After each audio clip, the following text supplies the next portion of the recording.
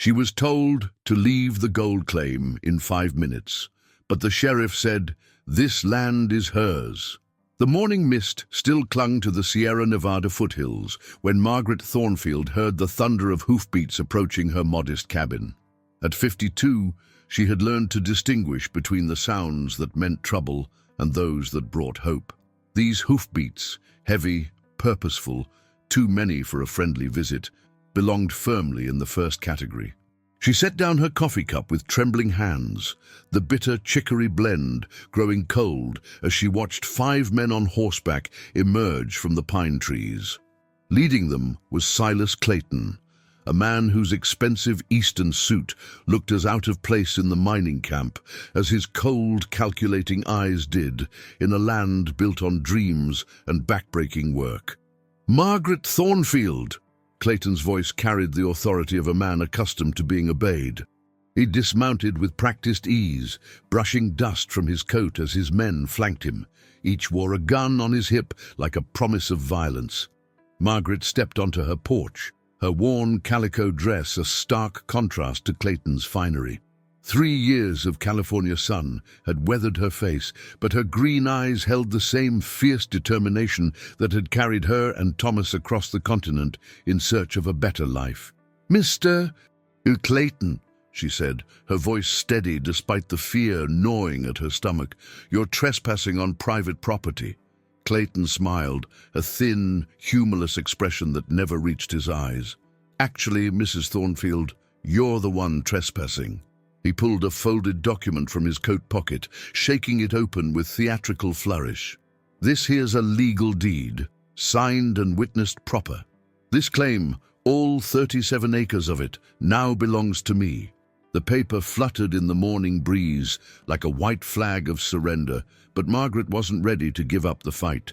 She descended the porch steps, her hand instinctively moving to the pocket where she kept Thomas's original claim papers, worn soft from handling during the long months since his death. "That's impossible," she said, pulling out her own yellowed documents. "My husband Thomas registered this claim legal and proper in 1849, paid his fees, followed every rule. This land is mine." Clayton's men shifted in their saddles, hands drifting toward their weapons. The leader, a scarred man Margaret recognized as Jake Brennan, notorious for his work collecting debts throughout the gold country, spat tobacco juice near her feet. "Lady," Clayton said, his voice dropping to a dangerous whisper, "I don't care what papers your dead husband thought he had. This is the only document that matters now." He waved his deed again. "And according to this, you're squatting on my property." Margaret's heart hammered against her ribs, but she stood her ground. 3 years of working alongside Thomas, learning to pan gold and operate a sluice box, had taught her more than mining techniques. She'd learned that in the gold country, backing down meant losing everything. "Thomas died working this claim," she said, her voice growing stronger. "He pulled enough gold from that creek to prove this land's worth. I've been working it proper ever since, alone. I'm not going anywhere." Clayton studied her for a long moment, then nodded to Brennan. "Mrs. Thornfield, I'm a reasonable man. I'll give you 5 minutes to collect whatever personal belongings you can carry and get off my property. After that," he shrugged, "well, Jake here doesn't much like squatters." 5 minutes? Margaret's voice cracked. "This is my home. My husband's grave is right up that hill." 5 minutes, Clayton repeated, pulling a gold pocket watch from his vest. "Starting now." The world seemed to tilt beneath Margaret's feet. Everything she and Thomas had worked for, everything they'd sacrificed to build, reduced to 5 minutes of frantic gathering. But as she looked at the cabin they'd built log by log, the sluice box Thomas had crafted with his own hands, the small vegetable garden that fed her through the lonely winter, something fierce and unyielding rose in her chest. "No," she said quietly. Clayton's eyebrows rose. "Excuse me?" "I said no." Margaret's voice gained strength with each word. "I won't be run off my own land by a man with a piece of paper that's probably not worth the ink it's written with. This claim is legally mine, and I'm staying right here." The silence stretched taut as a bowstring. Clayton's men exchanged glances, clearly expecting their boss to give the order to use force. But Clayton was too smart to make himself into a murderer over claim jumping, at least not in broad daylight where any passing miner might witness it. Instead, he smiled that cold smile again. "We'll see about that, Mrs. Thornfield. I've got friends in this county, judges, officials, men who understand the importance of proper paperwork." He remounted his horse with fluid grace. "I'll be back tomorrow with the sheriff and a court order. Then we'll see how long your stubbornness lasts." As the riders disappeared into the forest, Margaret sank onto her porch steps, her legs suddenly too weak to support her. Her hands shook as she unfolded Thomas's claim papers, studying the familiar handwriting of the county clerk who'd registered their stake 3 years ago. Everything looked legal and proper to her untrained eye, but what did she know about the complexities of California land law? She was a widow from Connecticut who'd never imagined she'd be fighting claim jumpers alone in the wilderness. The morning sun climbed higher, burning off the mist and revealing the full beauty of the little valley Thomas had chosen for their claim. Pine trees marched up the surrounding hills, their green punctuated by the brilliant gold of autumn aspens. The creek that had drawn Thomas here still sang its way through the center of their property, its waters catching the light like liquid silver. But for the first time since Thomas's death, Margaret wasn't sure she'd be here to see another sunrise paint these hills gold. Margaret spent the morning doing what she always did when fear threatened to overwhelm her. She worked. The simple rhythm of panning for gold in the creek had become her meditation, her connection to Thomas, and her proof that she belonged here as much as any man. She knelt beside the water, her skirts tucked up practical-like, and scooped creek gravel into her worn pan. The technique Thomas had taught her came naturally now. Shake, swirl, let the lighter stones wash away while the heavier gold, if there was any, settled to the bottom. Most days brought only a few flakes, sometimes a small nugget if she was lucky.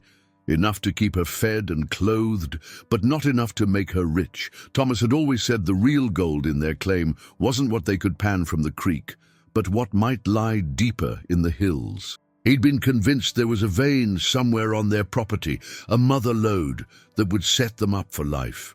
But Thomas had died before he could find it, and Margaret had been too busy surviving to continue his search. As she worked, her mind drifted back to that terrible spring when the fever took him. She'd nursed him for 3 weeks in their small cabin, watching helplessly as the strong man who'd carried her across the continent grew weaker each day. In his delirium, he'd rambled about hidden treasure and secret places, but she'd dismissed it as fever dreams. Now she wondered if she'd been wrong. "Thomas," she whispered to the creek, "if you really did find something, I could use your help now. That man Clayton isn't going to give up easy." The creek gurgled its response, offering no answers but infinite patience. Margaret had found comfort in that patience over the long months since the burial. The creek didn't judge her for being a woman alone, didn't question her right to be here. It simply accepted her presence and shared its secrets, one grain of gold at a time. A sound made her look up, riders approaching again, but these moved differently than Clayton's men. No thunder of aggressive hoofbeats, just the steady clip-clop of horses traveling at a reasonable pace. Margaret rose, shading her eyes against the sun, and felt her heart leap when she recognized the lead rider. Sheriff James Holloway sat his horse like a man born to the saddle, though Margaret knew he'd come west from Ohio only 5 years ago. At 48, he carried himself with the quiet confidence of someone who'd seen enough trouble to know when it was coming and enough justice to know what to do about it. More importantly, he was one of the few officials in the county who couldn't be bought. "Morning, Mrs. Thornfield," Holloway said, touching his hat brim in polite greeting. "Hope you don't mind the intrusion." "Not at all, Sheriff. You're always welcome here." Margaret wiped her hands on her apron, suddenly aware of her disheveled appearance. "Can I offer you some coffee? It's not much, but it's hot." "That sounds mighty fine, thank you." Holloway dismounted, and Margaret noticed he moved with just a slight stiffness in his left leg, a reminder of whatever injury had ended his time as a cavalry officer during the Mexican War. As she poured coffee from the pot she kept warm on the fire, Margaret studied Holloway's weathered face. He had the kind of features that had probably been handsome in youth, but had aged into something more interesting. Strong jaw, deep-set brown eyes that missed nothing, silver threading through dark hair that needed a trim. Thomas had liked Holloway, calling him one of the honest ones in a territory where honesty was often in short supply. Margaret had always felt safe knowing James Holloway wore the sheriff's badge in their county. "I suppose you heard about my visitors this morning," she said, handing him a tin cup of coffee. Holloway nodded grimly. "Word travels fast in the gold country. Silas Clayton's been making noise around town about new property acquisitions. Some folks are getting nervous. And, well, they should be." Margaret's anger flared again. "That man showed up here with 4 armed men and told me I had 5 minutes to get off my own property. Said he had legal papers, but I've got papers too, older ones, properly registered. Mind if I take a look?" Margaret retrieved Thomas's claim documents from the cabin, handling them with the reverence due to sacred texts. Holloway studied them carefully, his expression growing more serious with each line he read. "These look legitimate to me," he said finally. "Your husband followed proper procedure, paid his fees, had everything witnessed and recorded. Far as I can tell, this claim is legally yours." Relief flooded through Margaret like cool water on a hot day. "Then you can stop Clayton? Tell him he has no right?" Holloway's expression darkened. "I can try, but Clayton's got connections I don't. He's been throwing money around, making friends with judges and county officials. Money talks loud in these parts, sometimes louder than the law." The relief curdled in Margaret's stomach. "So I'm on my own. Not if I can help it." Holloway's voice carried a steel edge Margaret had never heard before. "This land is yours, Mrs. Thornfield, and I swore an oath to uphold the law. Doesn't matter how much money Clayton waves around, right is right." Margaret felt tears prick her eyes, partly from gratitude and partly from something deeper she wasn't ready to name. "Thank you, Sheriff. Thomas always said you were a good man. Your husband was a good man too. He deserved better than what this country gave him." Holloway finished his coffee and stood.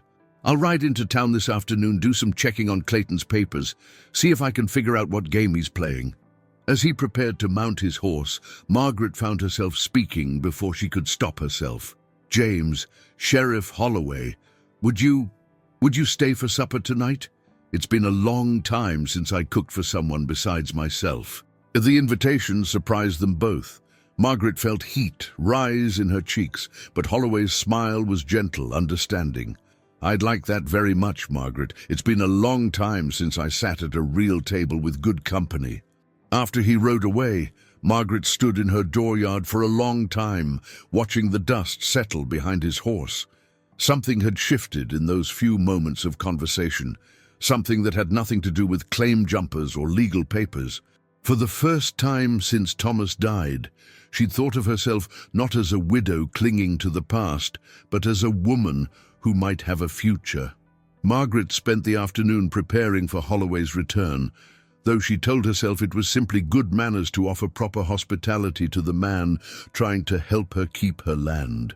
She killed and plucked one of her precious chickens, gathered vegetables from her garden, and even opened a jar of the peach preserves she'd been saving.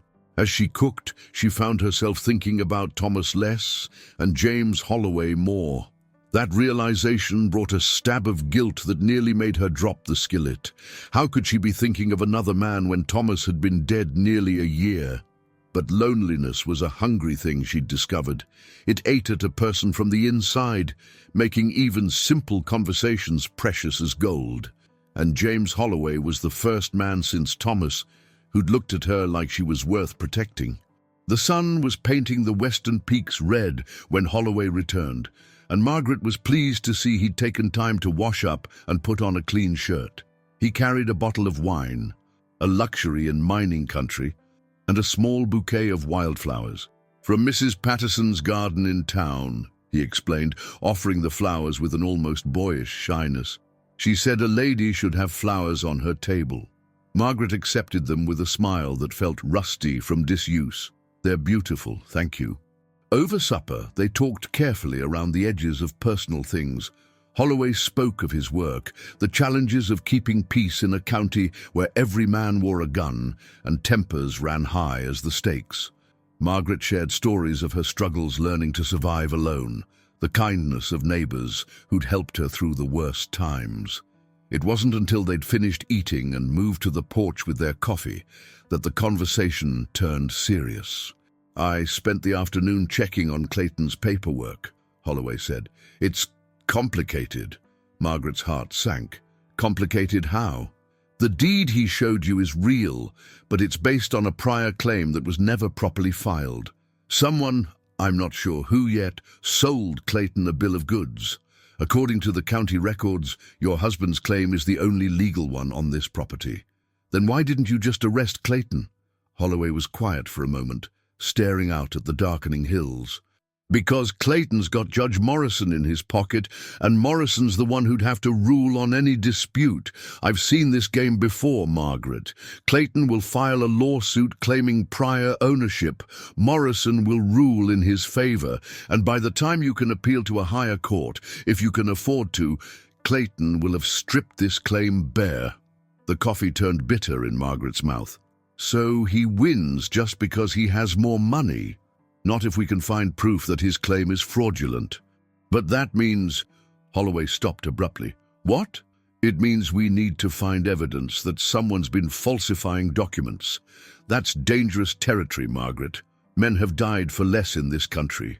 They sat in comfortable silence as stars began to appear overhead. Finally, Margaret spoke the question that had been haunting her all day. "James, what would you do if this was your land?" Holloway turned to look at her, his expression serious in the starlight. "I'd fight for it, but I'd also make sure I had somewhere safe to go if the fight went bad. I don't have anywhere else to go. Thomas and I put everything we had into this claim. If I lose it—" She couldn't finish the sentence. "You won't lose it." The conviction in Holloway's voice surprised them both. "I won't let that happen." Margaret studied his face in the dim light. "Why? Why does this matter so much to you?" Holloway was quiet for so long, Margaret thought he wouldn't answer. When he finally spoke, his voice was soft with old pain. "I had a wife once, Elizabeth, and a little girl, Sarah. They died in a house fire back in Ohio while I was away on business. I came home to ashes and graves, and nothing I could do about it." He paused, his hands clenched on his coffee cup. "I swore then that I'd never again stand by while someone lost everything that mattered to them. Not if I could prevent it." Margaret's throat tightened with sympathy. "I'm sorry. I didn't know. Most folks don't. I came west to forget, but you can't run from that kind of pain. All you can do is try to make sure it doesn't happen to someone else." Without thinking, Margaret reached over and covered his hand with hers. The contact sent warmth shooting up her arm, surprising in its intensity. Holloway's eyes met hers, and for a moment the air between them seemed charged with possibilities. Then a sound in the darkness broke the spell. The snap of a branch, too loud and deliberate to be an animal. Holloway was on his feet instantly, his hand moving to his gun. "Get inside," he whispered. "Lock the door." But Margaret had spent too many nights alone to be easily frightened. "If someone's out there, they know we're here. Hiding won't help." "Margaret, this is my land, James. I won't be run off it by shadows." A voice called out from the darkness near the tree line. "Sheriff, got a minute?" Holloway relaxed slightly but didn't move his hand from his weapon. "Come out slow and keep your hands where I can see them." A man emerged from the pines, old Ezekiel Cooper, who worked a claim about 2 miles downstream. At 67, he was one of the oldest miners in the area, a veteran of the early days who'd seen the gold country change from wild territory to something resembling civilization. "Sorry to bother you folks," Cooper said, approaching with the careful gait of a man whose joints protested every movement. "Saw the light. Figured you might want to know. Clayton's men have been asking questions about you, Mrs. Thornfield, specifically about what your husband might have found before he died." Margaret's blood chilled. "What kind of questions?" "Whether Thomas ever mentioned finding a big strike, whether he left any maps or notes, whether you might know about places he was exploring. Cooper's weathered face was grim in the lamplight. They offered me $50 just to tell them if I'd ever seen Thomas working anywhere besides the main creek. What did you tell them? Holloway asked. Told them to go to hell. Excuse my language, ma'am. Cooper spat into the dirt. But they asked the same questions of half a dozen other folks. Someone's bound to talk for that kind of money. Margaret felt the world tilt again. Thomas never found anything valuable. If he had, don't you think I'd be living better than this? Cooper studied her with sharp old eyes. Maybe he found something and hid it. Maybe he was planning to tell you after he made sure it was real. Thomas was a careful man, might not have wanted to get your hopes up over fool's gold. The words hit Margaret like a physical blow. All those nights when Thomas had returned to the cabin later than usual, claiming he'd lost track of time while working the creek. The way he'd sometimes seemed distracted, excited about something he wouldn't share. She'd thought it was just the gold fever that affected most miners, the constant hope that the next pan would bring riches. But what if it had been something more? I need to search his things again, she said suddenly. His journal, his maps. Maybe there's something I missed. Holloway nodded. That's a good idea. But Margaret, if Thomas really did find something valuable and Clayton suspects it, this situation just got a lot more dangerous. Cooper agreed grimly. Men have killed for a lot less than a gold strike in these parts. You best be careful, Mrs. Thornfield. After Cooper left, Margaret and Holloway went through Thomas's belongings by lamplight. They found his journal filled with careful records of daily gold recovery, sketches of different areas on the claim, notes about water levels and seasonal changes in the creek flow. But hidden in the back pages, they found something else. Rough maps of the hill country behind the cabin, marked with symbols Margaret couldn't decipher, and entries written in a code that used numbers instead of letters. He was definitely exploring beyond the main creek, Holloway said, studying the maps. These show areas I've never seen marked on any official survey. Margaret traced her finger over one of the coded entries. He used to be a bookkeeper before we came west. He loved puzzles, secret codes. He taught me a few simple ones, but this, she shook her head, this is beyond anything I ever learned. We need to figure out what he found, Holloway said. If Clayton thinks there's a valuable strike hidden somewhere on your property, he's not going to give up just because I wave legal papers at him. Margaret looked up at the man who'd somehow become her ally in this fight. Will you help me? Help me search for whatever Thomas might have hidden? Holloway's answer came without hesitation. As long as it takes.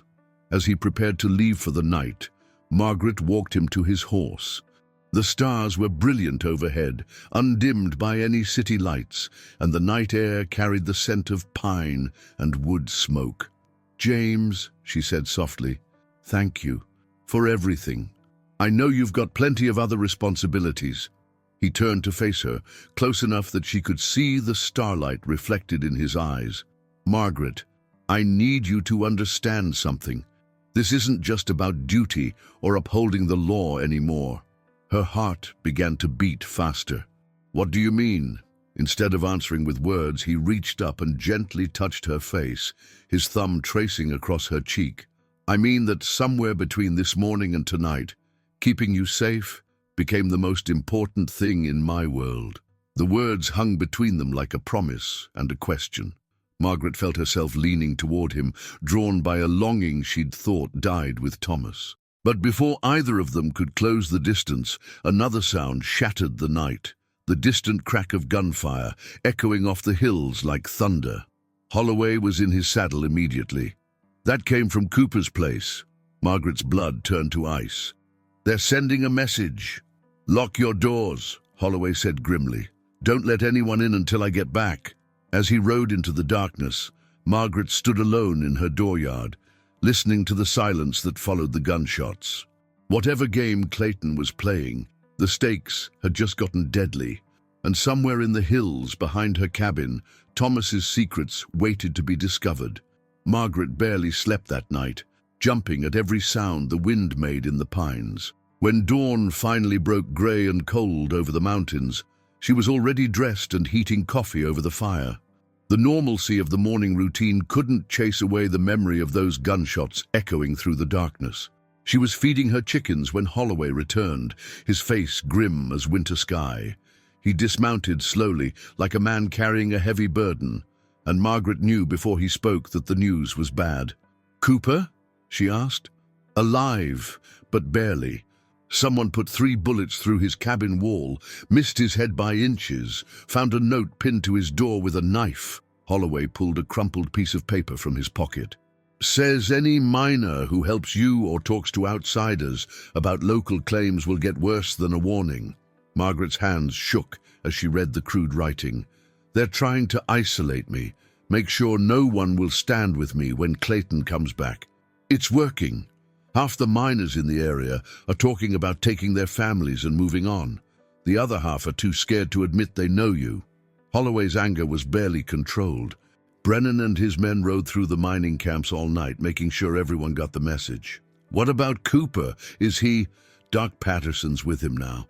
He'll live, but he's talking about selling out and heading back east. Says California gold isn't worth dying for." Margaret sank onto her porch steps, overwhelmed by the weight of responsibility. "This is my fault. I should have just left when Clayton told me to. Now, innocent people are getting hurt because of my stubbornness." Holloway sat beside her, close enough that their shoulders touched. "This isn't stubbornness, Margaret. This is standing up for what's right. And if we let men like Clayton win through fear and violence, then the law means nothing." "The law?" Margaret laughed bitterly. "What good is the law when judges can be bought and sheriffs can be outnumbered?" "The law is what we make it," Holloway said quietly. "Out here, sometimes that means standing up to bullies, even when the odds aren't in your favor." They sat in silence, watching the sun climb higher and burn off the morning mist. Finally, Margaret spoke the question that had been haunting her since she found Thomas's coded journal. "If we find whatever Thomas hid, if there really is gold on this claim, what then? Will that make Clayton more dangerous or less?" "Depends on how much gold we're talking about," Holloway said honestly. "A little extra money might not be worth the risk to him, but if Thomas found a real strike," he shook his head, "men have started wars over less." Margaret made her decision. "Then we need to find it first. Before Clayton figures out there might be something to find." They spent the morning poring over Thomas's maps and coded notes, trying to decipher his system. The breakthrough came when Margaret remembered something he used to do when they were courting, writing her love letters in a simple code where A became 1, B became 2, and so on. "It's just a number substitution," she said excitedly, working out the first coded entry. "Look, 16, 18, 15, 13, 9, 19, 5, 9, 14, 8, 9, 12, 12, 19. That's Promise in Hills." With the key broken, they quickly translated the rest of Thomas's secret entries. What they found made Margaret's heart race. Found quartz vein in North Canyon. Assay shows high gold content. Could be the mother lode we dreamed of. Marked location with 3 stones. Will move gold samples to safe place until spring. Something wrong. Clayton asking questions about my work. Must hide everything until danger passes. If anything happens to me, Margaret must look for the eagle's shadow at noon. Everything depends on the eagle's shadow. "Eagle's shadow," Holloway mused, studying Thomas's rough map of the hills. "He's marked an area here, about a mile north of the cabin. See this symbol that looks like a bird?" Margaret traced the drawing with her finger. "Thomas always loved eagles, said they were symbols of freedom." Her voice caught. "He must have hidden whatever he found up there, waiting for the right time to tell me." "We need to search that area," Holloway said, "but carefully. If Clayton has men watching your claim—" A shout from the direction of the creek interrupted him. Margaret peered through the cabin window and felt her blood turn cold. Clayton was back, but this time he'd brought more than just Brennan and a few hired guns. A dozen men sat their horses in Margaret's dooryard, all armed, all looking like they'd rather be anywhere else. Most were local miners Margaret recognized, men who'd been friendly enough before, but who now couldn't meet her eyes. Mrs. Thornfield, Clayton's voice carried the false joviality of a man who knew he held all the cards. "I believe you've met my new business associates. Turns out quite a few of your neighbors are interested in selling their claims to me. Reasonable prices, quick transactions, everybody benefits." Margaret stepped onto her porch, acutely aware that Holloway was trapped inside the cabin. If Clayton's men saw the sheriff there, it would only make things worse. "What do you want, Clayton?" "Same thing I wanted yesterday. You off my property." Clayton's smile was sharp as a knife blade. "Only now I've got the law on my side." He pulled out another document, this one with an official-looking seal. "Court order, signed by Judge Morrison himself. Says you've got until sundown to vacate this claim, or the sheriff's authorized to remove you by force." Margaret's hands clenched into fists. "Where is Sheriff Holloway, then? Shouldn't he be here serving this order?" "Oh, the sheriff's got more important business today, investigating some unfortunate accidents that happened to miners who've been spreading lies about my legal right to this property." Clayton's meaning was clear as creek water.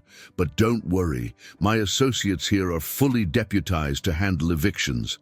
One of the mounted men, Pete Dobson, who worked a claim downstream, looked sick with shame. "Sorry, Mrs. Thornfield. Got kids to think about.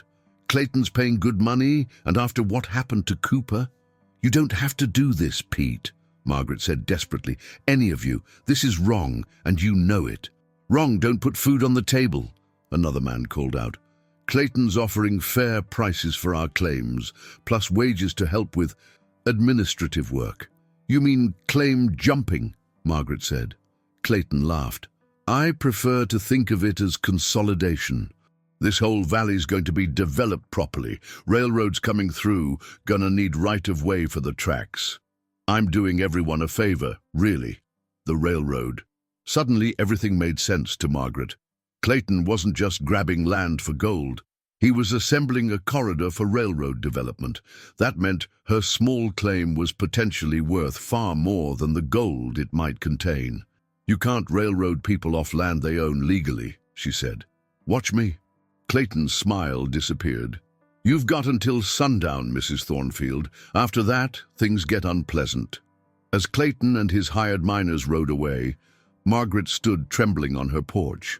Inside the cabin, she could hear Holloway moving around, probably struggling with the humiliation of hiding while she faced down a dozen armed men alone. But when he emerged, his expression wasn't shame.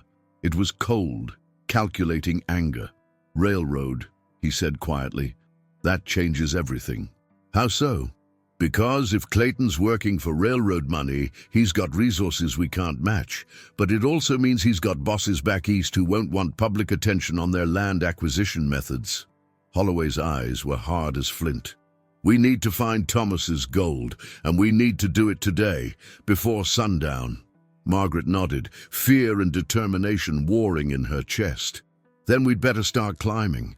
As they prepared for the search that could save her claim, or get them both killed, Margaret couldn't shake the feeling that Thomas was somehow watching over them. His final coded message had been clear. Everything depends on the eagle's shadow. She just hoped they could find that shadow before Clayton's hired guns found them. They left the cabin separately, Margaret heading openly toward the creek as if starting her daily panning, while Holloway slipped away through the pine forest. The deception made her stomach clench with anxiety. If Clayton had men watching, and they saw through the ruse, both she and James could end up like old Cooper, dodging bullets in the night. But an hour later, when Margaret climbed the steep deer trail that led into the North Canyon, Holloway was waiting for her in the shadow of a massive granite outcropping. He'd brought rope, a pickaxe, and his rifle, tools for treasure hunting and tools for war. "Any sign we're being followed?" he asked quietly. Margaret shook her head. "I saw 2 men on the ridge across the valley, but they seemed more interested in watching the cabin than tracking movement up here." "Good. Let's hope it stays that way." Thomas's map led them deeper into country Margaret had never explored, though the hills behind her cabin were technically part of her claim. The terrain grew more rugged as they climbed, creek valleys giving way to exposed granite and stands of pine that blocked out most of the sky. "There," Holloway said, pointing to a distinctive rock formation ahead. "That matches Thomas's sketch." The formation looked like a natural cathedral with stone spires rising toward the sky. But as they drew closer, Margaret saw why Thomas had marked this spot. One of the spires was shaped unmistakably like an eagle with outstretched wings. "Eagle's shadow at noon," she whispered. "The shadow would fall." They scrambled around the base of the formation, searching for signs of disturbance in the earth. It was Holloway who found it, 3 stones arranged in a triangle, so naturally placed they looked random, unless you knew what to look for. "Thomas was clever," he said admiringly. "Most people would walk right past this." Margaret's hands shook as she moved the first stone. Underneath was a metal box, wrapped in oiled cloth and buried just deep enough to protect it from weather. Inside the box were rock samples that made her gasp. Chunks of quartz shot through with veins of pure gold. More wealth than she'd ever seen in one place. But it was the note folded beneath the samples that made her heart stop. "My beloved Margaret, if you're reading this, then something has happened to me and you're in danger." The assay office in Sacramento confirmed what I hoped. This vein could yield thousands of dollars worth of gold, enough to secure our future forever. But I suspect Clayton knows more than he's letting on. His questions aren't casual. "Someone's been watching our claim, maybe following me when I explore. I've moved the main cache to a safer location. Look for the Twin Oaks where we had our first picnic in California. The gold is buried between them, marked with our initials. Be careful, my darling. Trust no one but Sheriff Holloway. He's the only honest man in this county. All my love, Thomas." Margaret's vision blurred with tears.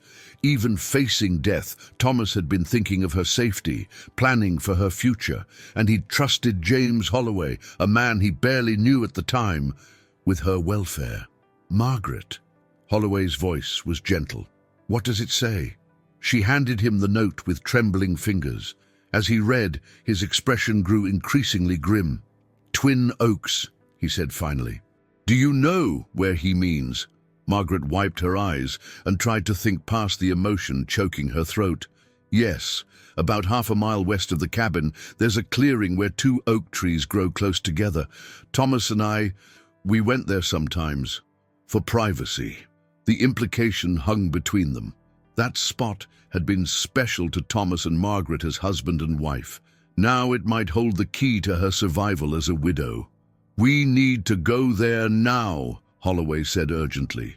"It's past noon already, and if Clayton's men search the cabin while we're gone—" A distant gunshot echoed through the canyon, followed by shouting voices. Both Margaret and Holloway froze, listening intently. "That came from the direction of your cabin," Holloway said, his hand moving to his rifle. "Clayton said sundown," Margaret whispered. "It's too early." More shots, closer now, and the sound of men crashing through the forest, moving up the canyon toward their position. "They found our trail," Holloway said grimly. "We've got to move." Margaret clutched the box of gold samples as they ran, following game trails that Thomas had shown her during their early days on the claim. Behind them, the voices grew louder, at least 4 men, maybe more, spreading out to cut off their escape routes. "This way," Margaret gasped, leading Holloway down a steep slope toward a stream that would cover their tracks. "Thomas showed me a cave down here, said it was an old Indian shelter." They splashed through icy water, rocks slippery under their boots, while rifle shots cracked through the trees above. Margaret's lungs burned with exertion and fear, but she pushed forward, driven by desperation and the weight of Thomas's final gift. The cave was barely visible behind a screen of willows, its entrance low enough that they had to crawl inside. But once they were hidden in the cool darkness, Margaret felt some of her panic recede. "Can they track us here?" she whispered. Holloway peered out through the willow screen. "Not easily. The stream will wash away our scent, and this entrance is well hidden." He settled back against the cave wall, breathing hard. "But we can't stay here long. If they don't find us, They'll go back to your cabin and wait." Margaret hugged the box of gold samples to her chest, feeling the weight of Thomas's sacrifice. "James, what if we're too late? What if Clayton's already found the main cache? Then we'll deal with that when we get there." "But Margaret," Holloway's voice was serious in the darkness, "even if we find Thomas's gold, that doesn't solve our real problem. Clayton's not just after treasure. He wants your land for the railroad. He'll keep coming until he gets it. So what do we do?" Holloway was quiet for a long moment. When he spoke, his words carried the weight of hard decision. "We take the fight to him, use Thomas's gold to hire lawyers, buy influence, fight Clayton with his own weapons. And if that doesn't work, then we disappear. Take the gold and start over somewhere else, where Clayton and his railroad bosses can't reach us." The word "we" hung in the air between them, heavy with implication. Margaret studied Holloway's face in the dim light filtering through the cave entrance. "We?" she asked softly. Holloway met her eyes. "If you'll have me. I know it's too soon, and I know you love Thomas. But Margaret, I can't protect you from Clayton if you're on your own, and I can't walk away from you now, not after..." "After what?" "After falling in love with you," he said simply. Margaret's breath caught. The words should have felt like betrayal. Thomas had been dead less than a year, and here she was in a cave with another man, talking about running away together. But instead of guilt, she felt something that had been dormant since Thomas's death stirring to life again. "James," she whispered. He reached for her hand in the darkness, his fingers warm and calloused from years of hard work. "I know this isn't the time or place for such talk, but if we're going to die today, I wanted you to know." Margaret squeezed his hand. "We're not going to die. We're going to find Thomas's gold, and we're going to fight Clayton, and we're going to win. And after we win..." Margaret thought of the long, lonely months since Thomas's death, the nights when she'd lain awake, listening to the cabin creak in the wind, and wondering if this was all her life would ever be again. Then she thought of the way James looked at her, not with pity for the poor widow, but with respect for the strong woman she'd become. "After we win," she said, "we'll see what happens." Outside the cave, the voices of their pursuers faded as the search moved away from the stream. As the afternoon shadows lengthened, Margaret and Holloway prepared for the most dangerous part of their journey, returning to the Twin Oaks, where Thomas had hidden his final gift to her future. They waited until the sun was low on the western peaks before leaving the cave, moving like shadows through the forest toward the Twin Oaks. Margaret's heart hammered against her ribs as they approached the clearing. If Clayton's men had found this place, if they'd already dug up Thomas's cache, then all their risks would have been for nothing. But the clearing looked undisturbed, evening light filtering through the oak leaves to dapple the ground where she and Thomas had once shared quiet moments away from the demands of the claim. Margaret's throat tightened with memory as she approached the spot between the two trees. "There!" she whispered, pointing to a barely visible carving in the bark of the larger oak. "TM plus MT, their initials, carved during their first month in California when everything had seemed possible." Holloway knelt and began scraping away leaves and forest debris, searching for signs of disturbance in the earth. It didn't take long to find what they were looking for, a patch of ground that had been carefully replaced, but showed subtle differences in the soil composition. "Help me dig," Holloway said quietly. They worked with their hands, not daring to risk the sound of tools that might carry to listening ears. 6 inches down, Margaret's fingers struck something hard, the edge of a wooden box larger than the one they'd found at the Eagle Rock. Together, they lifted it from its hiding place.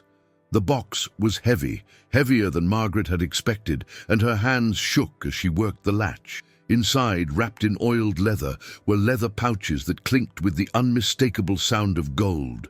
"Sweet Mother of God," Holloway breathed. Margaret opened one of the pouches and gasped. Gold nuggets, some as large as her thumb, gleamed in the fading light. Rough calculations suggested there were pounds of gold hidden in that box, more wealth than most miners saw in a lifetime of backbreaking work. But it was the final item in the box that made Margaret's blood run cold. Another note from Thomas, this one shorter and more urgent than the first. Margaret, Clayton is working with someone in the county office. They know about the gold. Get this to Sheriff Holloway immediately and leave California. Don't trust anyone else. I love you always. He knew, Margaret whispered. Thomas knew Clayton was coming for him. Holloway's face was grim in the gathering darkness. And he knew someone in the county government was helping Clayton. That's how Clayton got a judge to sign those court orders so fast. A sound made them both freeze. Horses approaching through the forest, moving slowly but deliberately toward the clearing. Margaret clutched one of the gold pouches to her chest as Holloway moved to the edge of the trees, rifle ready. Too late to run, he whispered. They've got us surrounded. Clayton's voice carried across the clearing, smug with triumph. Mrs. Thornfield, I know you're in there. Why don't you come out and save us all some trouble? Margaret looked at the box of gold, then at Holloway's tense figure silhouetted against the darkening sky. Everything Thomas had worked for, everything he'd died to protect, was about to be stolen by the same man who'd probably killed him. No, she said quietly. Holloway glanced back at her. What? I said no. Margaret stood up, surprising herself with the steadiness of her voice. I'm not hiding anymore. Before Holloway could stop her, she walked into the clearing, the pouch of gold visible in her hands. Clayton sat his horse at the edge of the trees, Brennan and 3 other armed men flanking him. Their faces showed cruel satisfaction in the dying light. Mrs. Thornfield, Clayton said pleasantly, you've led us quite a chase. I trust you found what you were looking for. Thomas's gold, Margaret said. The gold you killed him for. Clayton's expression didn't change. Your husband died of fever, as I recall. Very sad. But since you mention his gold, I believe that belongs to me now, along with the claim it came from. This gold came from my land that's legally mine. Was legally yours, Clayton corrected, until you failed to vacate by the court-ordered deadline. Brennan here is a duly appointed deputy sheriff, authorized to seize any assets found on contested property. Brennan dismounted with a cruel grin, his hand resting on his gun butt. Hand over the gold, lady. Don't make this harder than it needs to be. Margaret clutched the pouch tighter. Where's Sheriff Holloway? Shouldn't he be here for something this important? Unfortunately, the sheriff met with an accident while investigating some mining claims upriver, Clayton said with false regret. Terrible thing. Horse threw him, broke his neck. We'll be needing a new sheriff soon. Margaret's world tilted. They'd killed James while she was hiding in the cave, and now they were coming for her with the law on their side. Thomas's gold, Thomas's claim, everything would go to Clayton and his railroad bosses. But as Brennan approached with his hand outstretched, a rifle shot cracked from the forest. Brennan spun and fell, clutching his shoulder and screaming. Like hell I'm dead, Holloway's voice called from the trees. Margaret, get down! The clearing erupted in gunfire. Margaret dove behind the larger oak tree as bullets splintered bark around her, still clutching the gold pouch. Clayton's men spread out, trying to locate Holloway's position while keeping her pinned down. You can't get us all, Sheriff, Clayton shouted.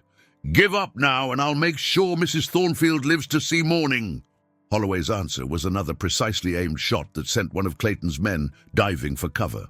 But Margaret could see the tactical situation. James was outnumbered and would eventually run out of ammunition. Clayton had positioned his men to cut off all escape routes from the clearing, unless she did something desperate. Margaret opened a pouch and stared at the gold nuggets gleaming in the last light. Thomas had died for this treasure, and James was about to die defending it. But what good was gold if the people she cared about were dead? Clayton, she called out. Yes, Mrs. Thornfield, I'll make you a deal. The gunfire stopped as both sides waited to hear her proposal. Margaret stood up slowly, the gold pouch visible in her hands. I'll give you Thomas's gold, all of it, if you let Sheriff Holloway and me leave California alive. Clayton's laugh was genuinely amused. My dear woman, I'm going to get the gold anyway. Why would I make deals with a dead woman? Because this isn't all of it, Margaret said, thinking fast. Thomas found a vein, not just scattered nuggets. I know where the mother lode is, but I'll die before I tell you if you hurt James Holloway. The lie came smoothly, desperately. There was no mother lode. Thomas's note had made it clear that the cached gold was everything he'd found, but Clayton didn't know that. Interesting, Clayton mused. How do I know you're telling the truth? Margaret held up one of the largest nuggets. You think Thomas could have carried all this by himself? There's more where this came from, a lot more, but you'll never find it without me. Clayton considered this, greed warring with suspicion on his face. Finally, he nodded to his men. Lower your weapons. Mrs. Thornfield and I are going to have a civilized discussion about mining rights. As the guns came down, Margaret caught a glimpse of movement in the forest. Holloway, repositioning for a better shot. She had bought them time, but not much. Sheriff Holloway, she called. Come out. Mr. Clayton wants to negotiate. Don't do it, Margaret. James's voice carried clearly across the clearing. You can't trust him. I know, she said softly. Then louder. But sometimes you have to make a deal with the devil to save what matters most. As Holloway emerged reluctantly from the trees, his rifle trained on Clayton, Margaret made her final gamble. Everything would depend on the next few minutes and on whether James could forgive her for what she was about to do. Very touching, Clayton said, as Holloway approached with his rifle ready. A widow and her protector willing to die for love. How romantic. Get to the point, Clayton, Holloway said grimly. What kind of deal are you offering? Clayton dismounted, moving with the confidence of a man who held all the cards. Simple enough. Mrs. Thornfield shows me the location of her husband's mine, the real one, not just these scattered samples. In return, you both get to ride out of California with enough gold to start over somewhere else. And if we refuse? Margaret asked. Then you both die here, and I tear this claim apart until I find what I'm looking for anyway. Clayton's smile was cold as winter wind. Your choice. Margaret looked at James, trying to communicate with her eyes what she couldn't say aloud. She needed him to trust her, to play along with whatever desperate plan was forming in her mind. How do we know you'll keep your word? Holloway asked.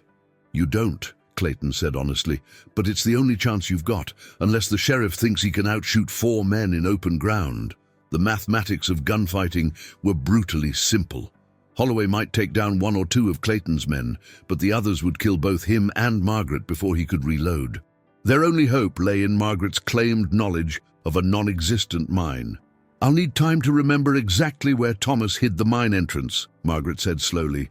He was very careful about concealing it. And I'll need the sheriff with me. Some of those hills are dangerous to climb alone. Clayton studied her face, looking for signs of deception. How long? Until morning. The landmarks are easier to spot in good light. Absolutely not, Brennan growled, still holding his wounded shoulder. This is a trick. Kill them now and search the claim ourselves. Shut up, Jake, Clayton snapped. If there's a real mine on this property, I want to find it properly, not spend months digging random holes. He turned back to Margaret. You have until noon tomorrow. But don't think about running. I'll have men watching every trail out of these hills. A day, as if to prove his point, Clayton whistled, and 2 more riders emerged from the forest. Margaret's heart sank as she recognized them, Pete Dobson and another local miner who'd been at the cabin that morning. Sorry, Mrs. Thornfield, Pete said, not meeting her eyes. Clayton's paying better than gold panning ever did. 6 men, Holloway said quietly to Margaret. All armed, all desperate for Clayton's money. I heard, she murmured back. James, do you trust me? His answer came without hesitation. With my life. Good, because that's what this is going to cost. Clayton was giving orders to his men, setting up a camp that would block the main trails while keeping Margaret and Holloway under constant surveillance. As the hired miners gathered wood for a fire, Margaret moved closer to James. Listen carefully, she whispered. There is no mine. Thomas found a rich deposit, but it was just a pocket in the creek bed, not a continuing vein. That box contains everything. Holloway's eyes widened. Then what? Tomorrow, when I take Clayton into the hills, you need to get that gold to town. Find an honest judge, someone Clayton hasn't bought. Use the gold to hire real lawyers. Fight this legally. I'm not leaving you alone with those men. You have to. Margaret's voice was fierce with urgency. It's the only way. I'll lead them as far from the cache as possible. Give you time to get away. Margaret, they'll kill you when they realize you've been lying. She touched his face gently, memorizing the feel of his skin. Maybe, but at least the gold will be safe, and you'll be alive to make sure Clayton pays for what he's done. There has to be another way. No. Margaret's voice carried the finality of a woman who'd made her peace with death. Thomas died protecting this gold, so I could have a future. I'm not going to let his sacrifice be meaningless. Holloway caught her hand, holding it against his cheek. What kind of future is it if you're not in it? The kind where justice wins, she said softly. The kind where men like Clayton don't get to steal everything good in the world. They were interrupted by Clayton's voice. Touching farewell, but you'll have plenty of time for romance after you show me that mine. For now, I suggest you get some rest. Tomorrow's going to be a long day. As Clayton's men settled in for the night, posting guards around the clearing, Margaret and Holloway sat by the oak tree where Thomas had carved their initials. The box of gold lay between them, covered with an old blanket, but radiating possibility like heat from a fire. Tell me about after, Margaret said quietly. After what? After you get the gold to safety. After Clayton's in prison. After this is all over. She leaned against his shoulder, taking comfort in his warmth. What will you do then? Holloway was quiet for a long moment. Find you, he said finally. Wherever you are, whatever it takes, find you and make sure you're safe. And if I'm dead, then I'll make sure Clayton joins you. Margaret closed her eyes, listening to the night sounds of the forest and the low conversations of the men who planned to kill them. James? Yes? When this started, I thought I was fighting for Thomas's claim, for his memory. She opened her eyes and looked at him. But somewhere along the way, it became about fighting for us, for the chance to see what we might become together. Holloway kissed her forehead gently. We're going to get that chance. Both of us. Promise me something. Anything. If things go wrong tomorrow, if Clayton realizes what I'm doing, don't try to save me. Get the gold to safety and bring him down through the law. Margaret, promise me. Holloway's voice was rough with emotion. I promise I'll do whatever it takes to see justice done. It wasn't the promise she'd asked for, but it was the only one he could give. As the fire burned low and Clayton's guards settled into their watch, Margaret held on to James Holloway's warmth and tried not to think about the morning that might separate them forever. In a few hours, she would lead Clayton and his men into the hills on a search for treasure that didn't exist. And James would have to choose between love and justice, between saving her life and honoring her sacrifice. Margaret prayed he would choose justice, even if it meant losing everything they'd found together. Dawn came grey and cold, with mountain mist clinging to the valleys like smoke from some distant fire. Margaret woke in James's arms, her back against the oak tree where Thomas had once carved their initials. For a moment, the warmth of the man beside her made her forget where they were and what was coming. Then Clayton's voice shattered the illusion. Rise and shine, folks! Time to go mining! Margaret sat up, her muscles stiff from sleeping on the ground. Around the clearing, Clayton's men were breaking camp with the efficiency of soldiers, checking weapons and loading supplies. The box of Thomas's gold sat where they'd left it, now under the watchful eye of 2 guards. Sleep well? Clayton asked with false cheer as he approached. I trust you're ready to show me this mysterious mine of yours? Margaret stood, brushing leaves from her skirt. As ready as I can be. Excellent. Jake here will be staying behind to keep Sheriff Holloway company. Clayton nodded toward Brennan, whose shoulder was wrapped in crude bandages. Just to make sure there are no unfortunate misunderstandings while we're gone. Margaret's carefully laid plan collapsed. If James was under guard, he couldn't get the gold to safety while she led Clayton on a wild goose chase through the hills. "I'll need the sheriff with me," she said quickly. "Some of those trails are dangerous. If I fall and break my neck, you'll never find the mine." Clayton's smile was razor-sharp. "Nice try, Mrs. Thornfield, but I think the good sheriff will be safer here, where Jake can protect him from any accidents." Brennan's hand rested on his gun, the message clear. James would be a hostage to ensure Margaret's cooperation. "Don't worry," Clayton continued. "Pete and the boys will be plenty of help if you need assistance climbing rocks." Margaret looked at James, trying to convey with her eyes that the plan had changed. His slight nod told her he understood. They were on their own now, with no clever schemes to fall back on. "Let's get this over with," she said. The procession into the hills felt like a funeral march. Margaret led the way, followed by Clayton and 4 armed men, all mounted except for her. She'd claimed she needed to walk to find the subtle landmarks Thomas had used to mark his mine. But the truth was simpler. She was buying time, hoping desperately for inspiration. Behind them, Brennan and 1 other man guarded James at the Oak Grove. If Margaret didn't return by sunset with news of a successful mine location, James would be killed. If she led Clayton to a real mine and proved its value, they'd both be killed to eliminate witnesses. The only hope lay in finding some third option, some way to turn the tables that she hadn't thought of yet. They climbed steadily into country Margaret had never seen, following game trails that led away from Thomas's actual exploration sites. She stopped frequently, pretending to study rock formations and creek bends, while actually trying to figure out how to save herself and James from the corner they were trapped in. "This is taking too long," one of Clayton's men complained as they paused beside a stream to water the horses.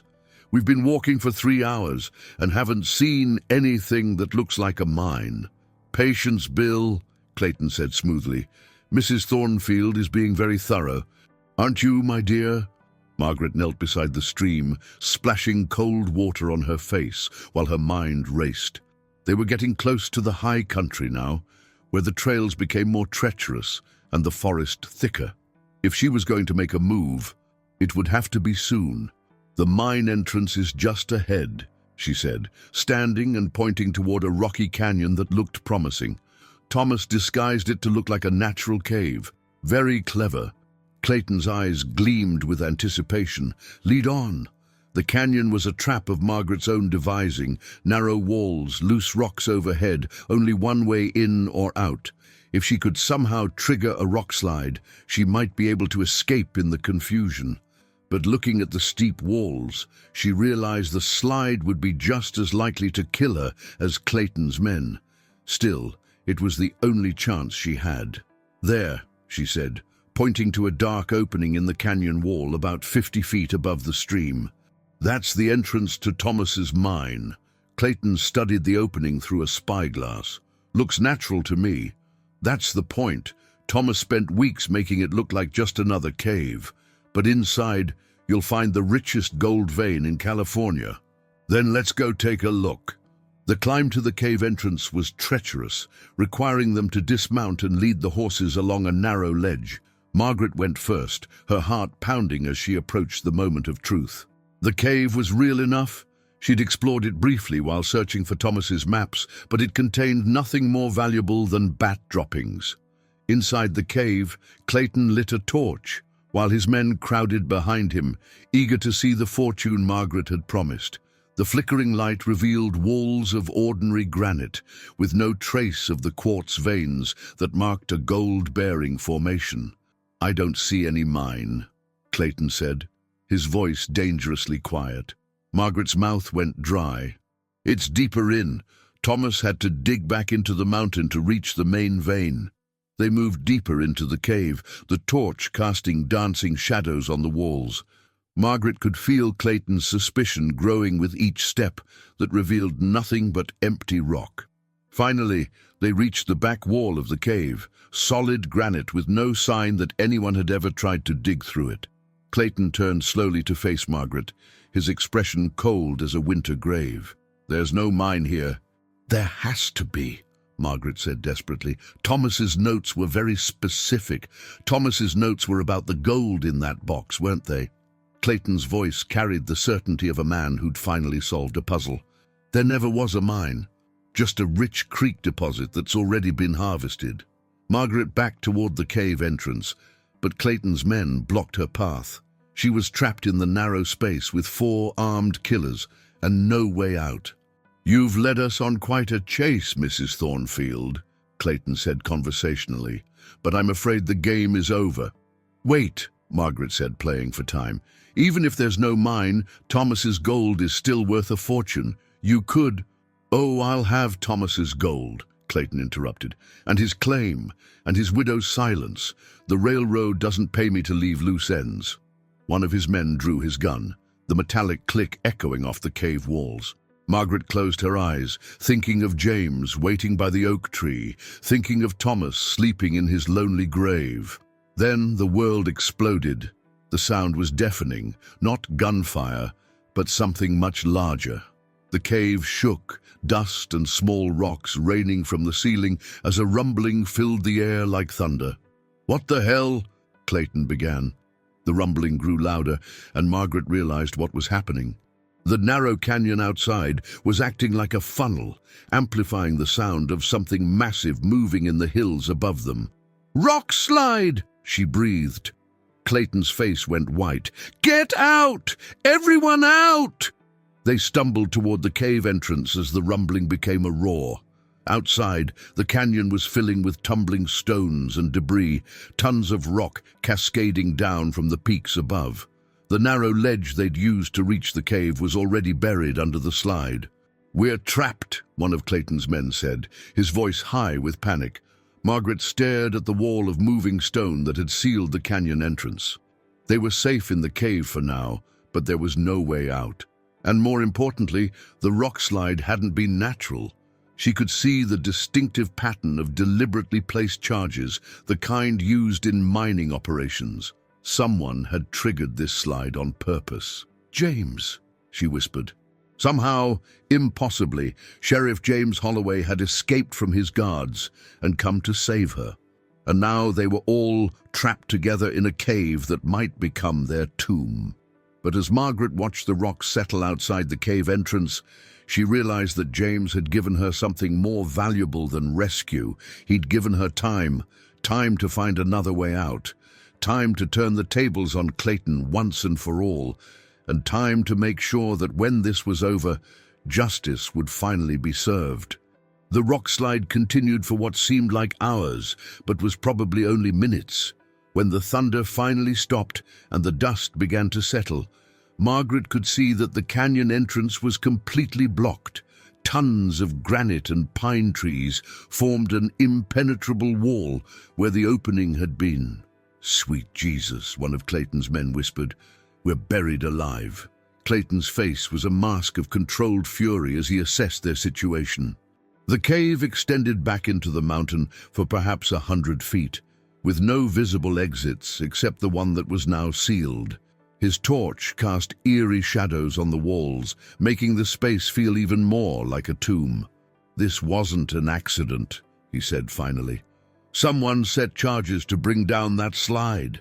Margaret tried to keep her expression neutral, but her heart was singing with hope. James was alive, and he'd found a way to trap Clayton and his men. But the victory came at a terrible cost. She was trapped too, with limited air and no way out. "How long do you think we have?" Pete Dobson asked, his voice shaky with fear. "Before the air runs out, I mean." Clayton's remaining men, Pete, Bill Morrison, and a gunslinger named Carl Reed, were all looking at their boss for answers he didn't have. In the confined space of the cave, their earlier confidence had evaporated into barely controlled panic. "Depends on how deep this cave goes," Clayton said. "Could be hours, could be days." Margaret moved deeper into the cave, ostensibly to explore their options, but actually to get some distance between herself and the guns. If Clayton's men decided she was to blame for their predicament, she wanted room to run. But as she examined the back wall of the cave, her miner's eye caught something that made her pulse quicken. What she'd taken for solid granite showed subtle color variations that suggested different rock layers, and there was a faint current of air coming from somewhere. Not much, but enough to stir the dust at her feet. "There's air moving back here," she called out. Clayton hurried over, his torch held high. "What do you mean?" Margaret wet her finger and held it up, feeling the slight breeze. "Air current. That means there's another opening somewhere." Clayton's men crowded around as he examined the wall more closely. The hope in their faces was almost pathetic. Hardened gunmen, reduced to praying that a woman they'd planned to kill might save their lives. "It's coming from up there," Clayton said, pointing to a crack in the ceiling about 12 feet above their heads. "But that's too high to reach." "Not if we work together," Margaret said. "Bill's the tallest. If Pete and Carl boost him up, he might be able to squeeze through that crack and see where it leads." The men looked at each other uncertainly. Working together to escape meant trusting the woman they'd come here to murder. But the alternative was dying slowly in the cave, and even killers preferred hope to despair. "Do it," Clayton ordered. It took them 20 minutes to organize the human ladder, with Margaret directing the effort. Pete and Carl braced themselves against the wall, while Bill climbed onto their shoulders, reaching toward the crack in the ceiling. "I can see light up here," Bill called down. "Looks like it opens onto a ledge about 20 feet up." "Can you fit through?" Clayton asked. "Maybe. It's tight, but—" Bill grunted with effort, squeezing his shoulders through the narrow opening. "Yeah, I think so." One by one, they helped each other through the crack, with Clayton going last to make sure Margaret didn't try to escape. The tunnel beyond was barely wide enough for a person to crawl through, but it angled upward toward genuine daylight. Margaret's heart sank as they emerged onto a narrow ledge high on the canyon wall. They were free of the cave, but they were also exposed on a cliff face with no easy way down. Worse, Clayton's suspicions about the rock slide were confirmed by what they could see from this vantage point. Below them, Sheriff James Holloway sat his horse at the edge of the debris field, clearly visible against the afternoon sky. He was alone. Whatever had happened to Brennan and the other guard, James had dealt with them decisively. "Well, well," Clayton said softly. "Look what we have here. The good sheriff come to rescue his lady-love." Clayton's men spread out along the ledge, checking their weapons. From this height, they had a clear shot at Holloway, who was studying the rockslide for signs of survivors. "Don't," Margaret said desperately. "Please, you can still get out of this alive if you don't kill a lawman." Clayton's laugh was harsh as winter wind. "Mrs. Thornfield, I stopped worrying about legal niceties when I decided to steal your claim. Sheriff Holloway is just another obstacle to be removed." He nodded to Carl Reed, who raised his rifle and took careful aim at the figure below. Margaret watched in horror as the gunman's finger tightened on the trigger. But before he could fire, James Holloway's voice echoed off the canyon walls, amplified by the natural acoustics of the stone. "Clayton, I know you're up there. I've got something you want." Clayton held up a hand, stopping Reed from shooting. "What could he possibly have that I want?" His question was answered when Holloway reached into his saddlebags and pulled out the wooden box, Thomas's cache of gold, glinting in the afternoon sun. "Your men are dead, Clayton," Holloway called. "Brennan won't be bothering anyone else. You're trapped up there with nowhere to go, but I'm willing to make a trade." Clayton's eyes glittered with avarice as he stared at the box of gold. "What kind of trade?" "The gold for Mrs. Thornfield. You let her go, and you can have Thomas's treasure." Margaret's heart clenched. James was offering to sacrifice the only evidence that could bring Clayton to justice, the only wealth that could secure their future together, all to save her life. "Don't do it," she shouted down to him. "Don't give him the gold." But Clayton was already calculating angles and possibilities. "Interesting proposal, Sheriff, but how do I know you won't just ride away once I release Mrs. Thornfield? Because I'll leave the gold right here and ride back out of rifle range. You can send one man down to collect it while the others keep me covered." It was a reasonable plan from Clayton's perspective. He'd get the gold, eliminate the witness who could testify against him, and still have enough men to deal with Holloway afterward. The only flaw was that it required trusting a lawman's word, something Clayton had never had to do before. "James, no!" Margaret called desperately. "Use that gold to bring him to justice. Don't throw it away for me." But Holloway's voice carried up from the canyon floor with absolute certainty. "Justice isn't worth much if you're not alive to see it, Margaret." Clayton studied the situation from every angle, his merchant's mind weighing risks and benefits. Finally, he nodded to his men. "Pete, you're going down there to get that gold. Carl, you keep the sheriff covered while Bill and I handle Mrs. Thornfield." What about after?" Pete asked nervously. "Once I've got the gold, after that we kill them both and get out of this damned canyon." Margaret closed her eyes, understanding that James's desperate gambit had only bought them a few more minutes of life. Clayton had never intended to honor any bargain. He was simply using the opportunity to get his hands on the gold before committing double murder. But as Pete began the treacherous climb down the cliff face toward the canyon floor, Margaret noticed something that gave her a spark of hope. The ledge they stood on was narrow and unstable, composed of loose rock that had been undermined by the earlier explosion. The weight of 5 people was already causing small stones to shift and fall, and Carl Reed, focused intently on keeping his rifle trained on Holloway, had positioned himself at the most precarious part of the ledge. Margaret began to inch sideways, pretending to shrink away from Clayton while actually moving toward Reed's position. If she could create enough disturbance to shake loose some of the unstable rock. "Don't even think about it," Clayton said softly, grabbing her arm. "I know what you're planning, and it won't work." Below them, Pete had reached the canyon floor and was approaching the box of gold with his gun drawn. Holloway sat his horse about 50 yards away, his hands visible and empty, playing his part in the deadly charade.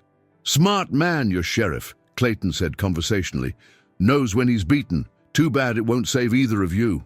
Margaret watched Pete reach the gold box, saw him flip open the lid and examine the contents.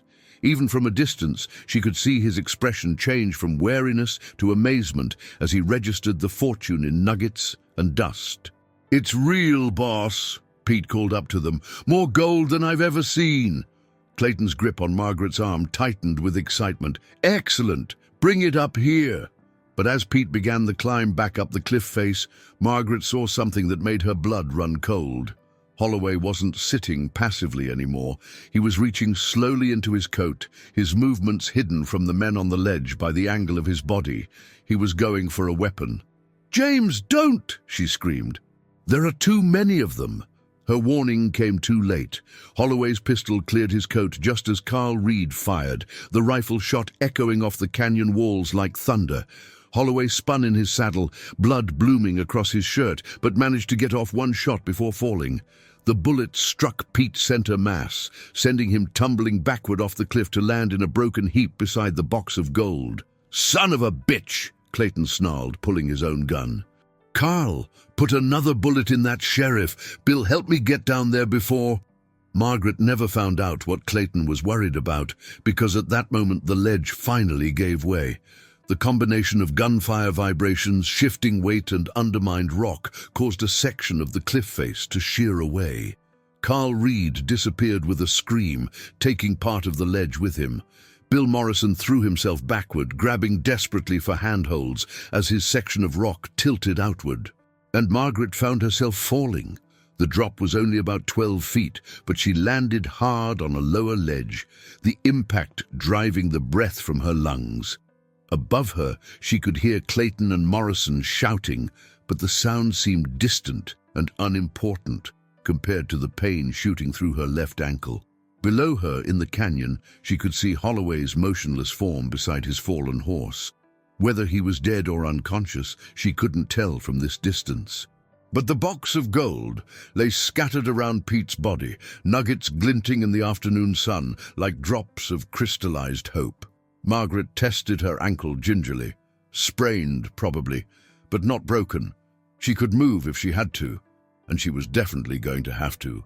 Margaret half climbed, half fell down the remaining cliff face, driven by desperation and the sight of James Holloway's still form on the canyon floor. Her injured ankle sent spikes of pain up her leg with each step, but she ignored them, focused only on reaching the man who'd risked everything to save her. "James," she whispered, dropping to her knees beside him. He was alive, barely. Carl Reed's bullet had taken him high in the chest, missing his heart, but causing massive blood loss. His breathing was shallow, his face pale as creekstone. "Margaret?" His voice was barely audible. "You're alive. So are you. And you're staying that way." She pressed her hands against the wound, trying to stem the bleeding. "We're going to get you out of here." Holloway's eyes focused on something behind her. "Look out!" Margaret spun to see Bill Morrison climbing down the cliff face, his gun drawn and his face twisted with rage. Above him, Clayton was shouting orders, but Morrison seemed beyond hearing. The deaths of his companions had driven him into a killing fury. "This is all your fault," Morrison screamed at Margaret. "Pete's dead because of you!" He raised his pistol, but before he could fire, a shot rang out from the canyon entrance. Morrison jerked and fell, a red stain spreading across his back. Margaret looked toward the sound and felt her heart leap with relief. A dozen men on horseback were emerging from behind the rockslide, miners from the surrounding claims, led by old Ezekiel Cooper, despite his bandaged head. "About time you folks showed up," Holloway said weakly. Cooper dismounted stiffly, his rifle still smoking. "Sorry, Sheriff. Took us a while to find another way into this canyon. Heard the shooting and figured you might need help."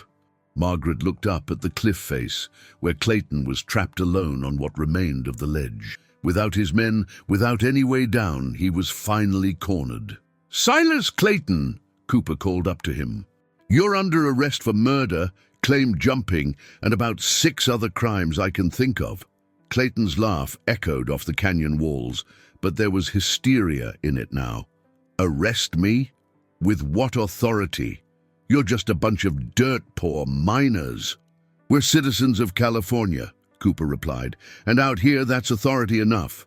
Margaret helped 2 of the miners lift Holloway onto a makeshift stretcher, while others gathered the scattered gold. The nuggets and dust that had caused so much death and suffering looked almost innocent in the afternoon light, just metal and stone, given value only by human greed. "The gold," Holloway whispered as they prepared to carry him out of the canyon. "Did we save it?" "We saved it," Margaret assured him. "All of it." "Good. Now you can hire proper lawyers, fight Clayton legally." Margaret squeezed his hand. "We'll fight him together when you're better." But even as she said the words, she could see the doubt in the miners' faces. Holloway had lost a lot of blood, and the nearest doctor was a hard day's ride away. The chances of him surviving the journey were not good. As if reading her thoughts, Holloway pulled her closer. "Margaret, listen to me. If I don't make it—" "You're going to make it. If I don't," he continued stubbornly, "take that gold and go somewhere safe, somewhere Clayton's railroad friends can't reach you." "I'm not going anywhere without you." Holloway's grip on her hand tightened with surprising strength. "Yes, you are, because that's what Thomas would want. That's what I want."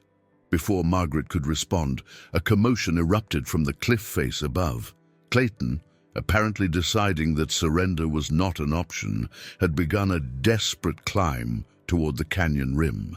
But the rock face was treacherous, undermined by the explosions, and his expensive eastern clothes weren't designed for mountaineering.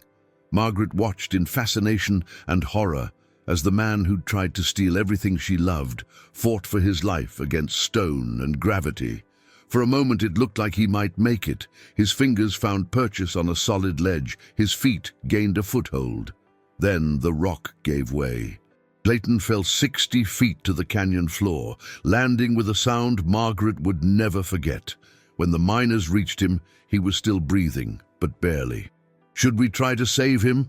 one of the men asked Cooper.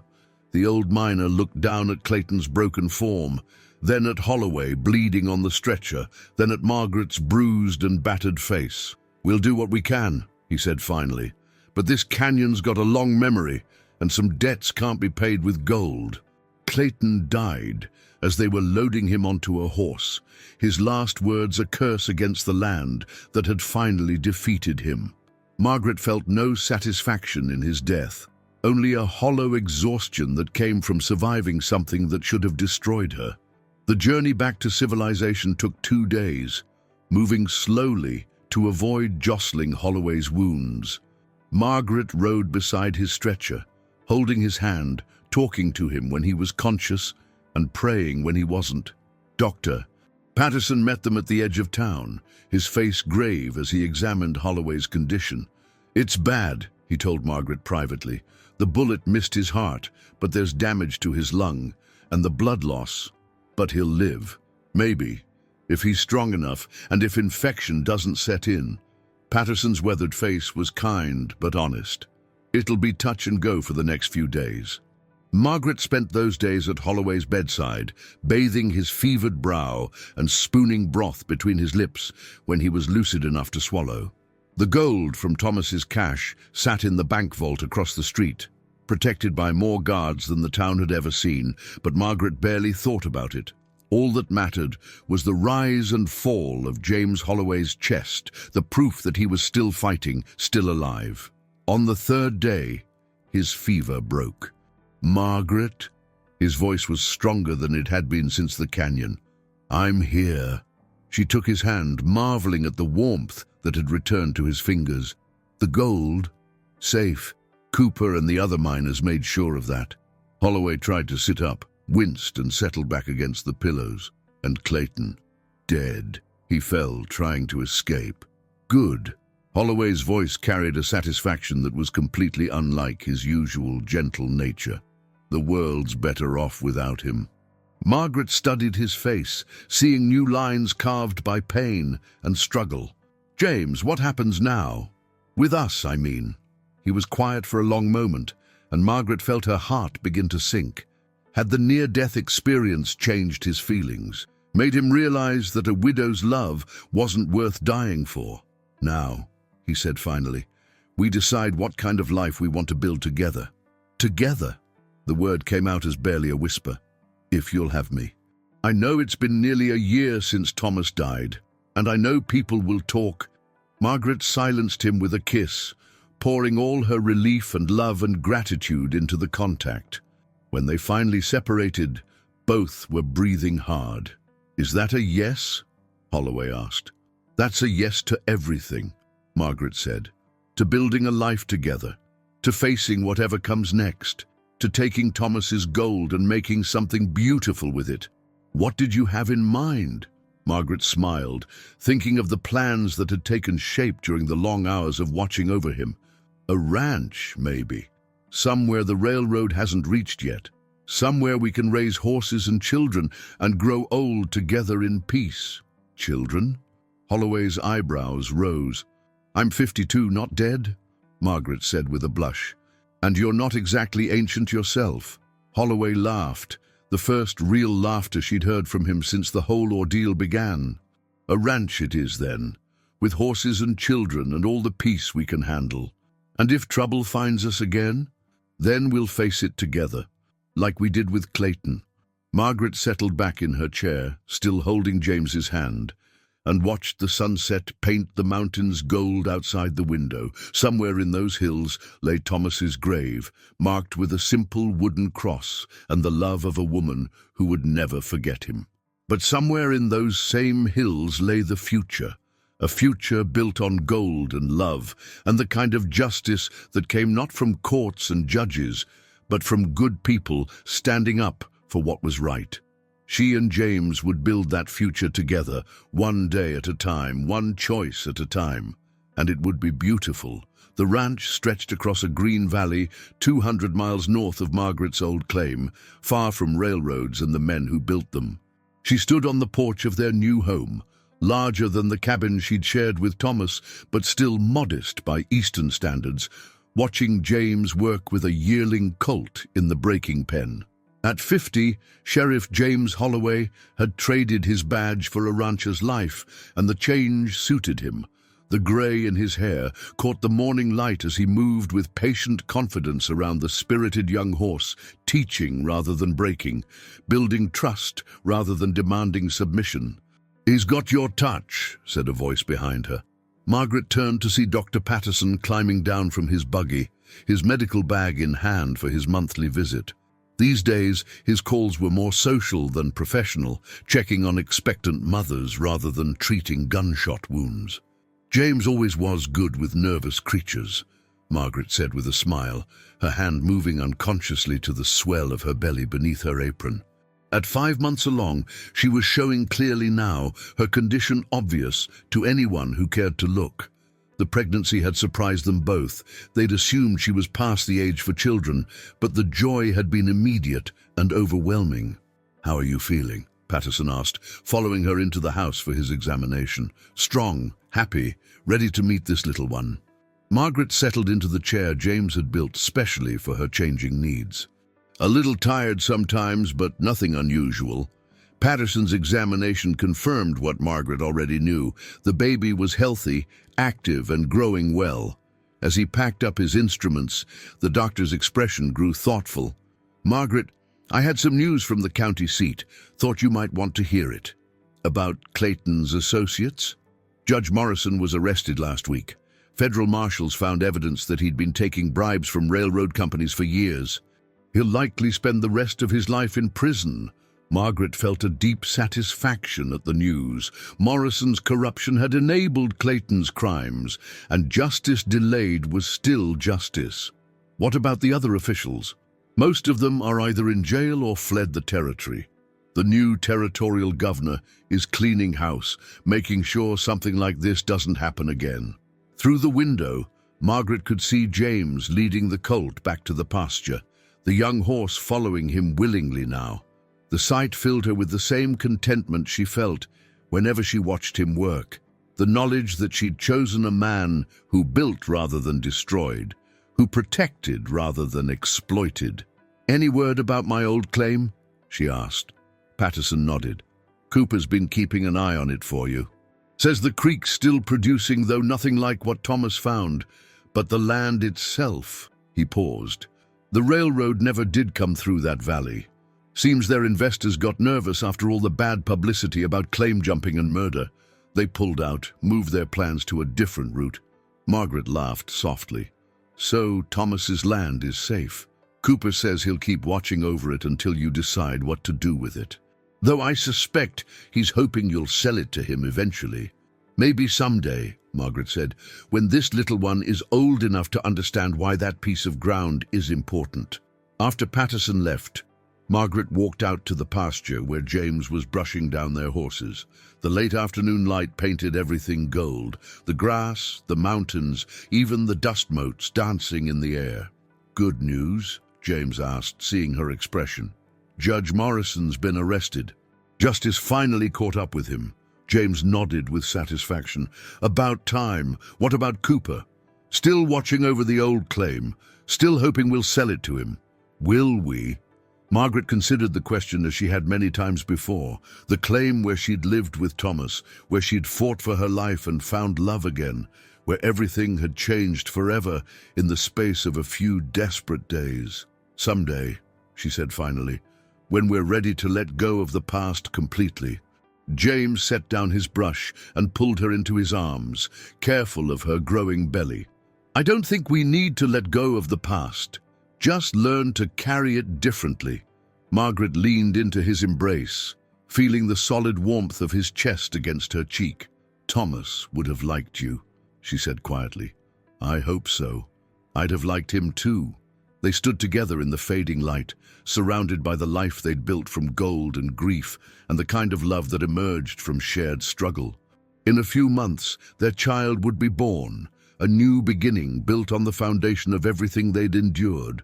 Margaret thought of Thomas's grave in the hills, marked now with a proper stone that bore his name and the dates of his too short life. She thought of Clayton, buried in an unmarked plot beside the men who died serving his greed. She thought of all the choices that had led her to this moment, this place, this man. "No regrets?" James asked softly, as if reading her thoughts. Margaret looked up at him, seeing the love and contentment in his weathered face, feeling their unborn child stir beneath her heart. "None at all," she said, and as the sun set over their golden valley, she knew she was finally, truly home.